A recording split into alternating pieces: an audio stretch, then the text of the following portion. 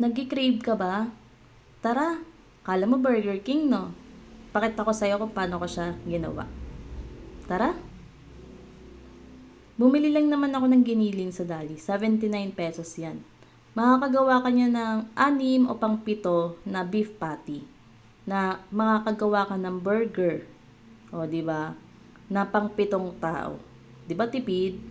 Tapos yan, ginamitan ko na siya ng kamay ha.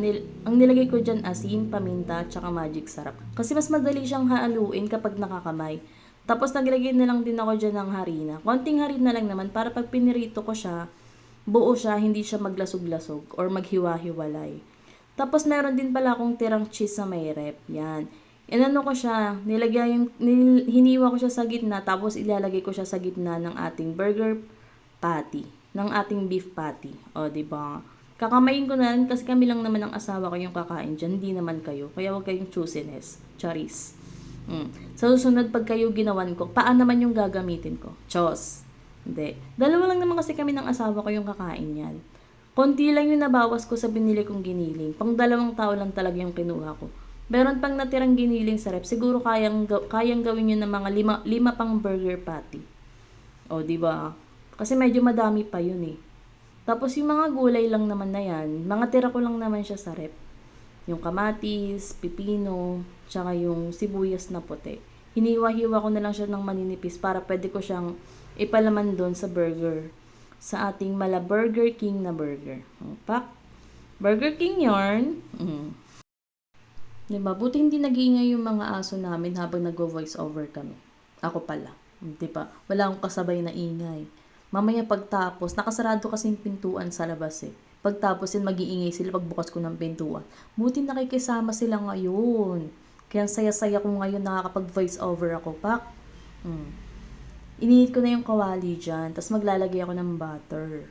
Kasi initin ko na rin yung tinapay. Para maluto yung loob, tsaka yung labas niya. Diba? Para pag kinain natin siya, Pak, sarap. Divorce. Tapos yung ano naman natin, yung patty naman natin, butter lang yung iaano ko dyan, hindi ako maglalagay ng mantika. Kasi yung burger patty natin, yung beef kasi, mamantika na yun. Kaya kahit hindi na siya masyadong lagyan ng mantika, malulusaw na yung ano nun, taba nun, tapos magiging mantika. 'Di ba? Ganun lang yung ginagawa ko. Pero alam mo ba, kala nyo maliit lang yung nagawa kong burger patty. Nung naluto yan, ang kapal nung kinain ko. Ang kapal nung ano niya, ng burger patty. Kala nyo mukhang manipis lang siya sa video. Pero makapal siya. Makapal yung mukha. Charis. Hindi, makapal talaga siya. Tapos ang sarap nung cheese sa gitna, 'di ba? Kasi makapal din yung cheese. Nagbe-melt pa. Mamaya makikita niyo yun, yung itsura ng mukha ko pag kumakain, 'di ba? Lagpas-lagpas yung ano, yung mayonnaise tsaka yung cheese. Tapos yan isasalong ko na yung ano diyan, burger patty diyan. Pak, 'di ba? Mukha lang siyang manipis, pero makapal siya talaga nung niluto. Kasi hindi siya ano, malaki siya, mataba.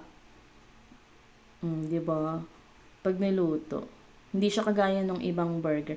Pag gumawa ka ng sarili mong burger, mas okay kasi pwede kang gumawa ng mas malaki. 'Di ba? Minsan yun yung problema natin pag bumibili tayo sa labas. Minsan disappointed ka kasi manipis lang, tas maliit. Tapos yung lasa hindi mo pa gusto kasi minsan parang matabang, may ibang lasa. Ganun. At least kahit papaano, pag gumawa ka ng sarili mo, ikaw matatansya mo yung timpla o yung lasa ng burger patty mo. 'Di ba? Kung gusto mo maliit, kung gusto mo malaki, greeny kasi. Yung sinasabi ko, burger, huwag tayong ano, 'di ba? Kung gusto mo manipis, o pwede. Kung gusto mo mas makapal, pwede 'yon. 'Di ba? Kasi ikaw makagawa ka ng sarili mong size ng burger. Tay, burger pinag-uusapan natin, huwag kang greeny diyan, ha? Kala mo naman, talaga. Tama na yun. Yung tumatalsik-talsik na yung mantika, malapit kasi yung cellphone ko dyan. Zoom-zoom na lang natin para hindi masyadong tumatama sa lens ng ating camera.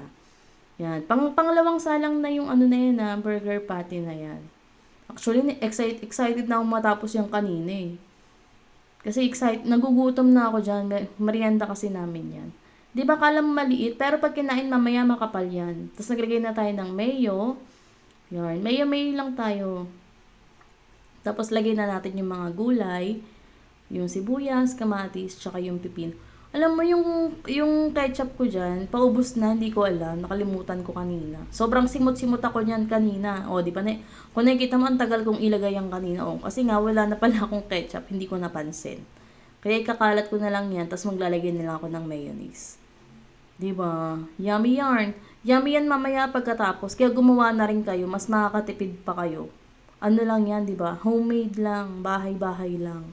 Share lang natin yung mga ideas natin pagdating sa mga pagkain kasi yan ang hindi dapat tinitipid sa lahat, pagkain. Pero, nakatipid tayo dyan, girl.